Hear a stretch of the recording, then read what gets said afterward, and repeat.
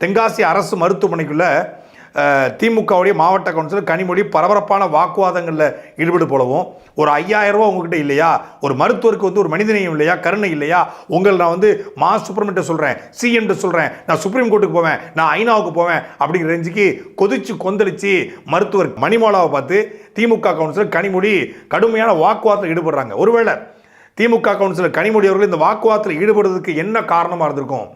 ஒரு நோயாளிகளுக்கு சரியான சிகிச்சை அளிக்கலை அப்படிங்கிறதுக்காக கொதித்து எழுந்த திமுகவுடைய கவுன்சிலர் புரட்சி போராளி கனிமொழி அவர்கள் மாவட்ட தலைமை மருத்துவமனைகளில் புகுந்து மருத்துவரை பார்த்து கேள்வி கேட்டாங்களா அப்படின்னு பார்த்தா இல்லைன்றாங்க.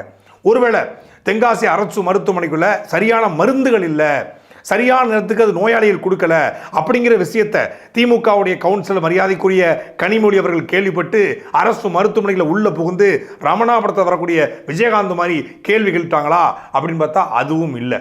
ஆனால் சம்பவம் நடந்தது இரவு 11:50.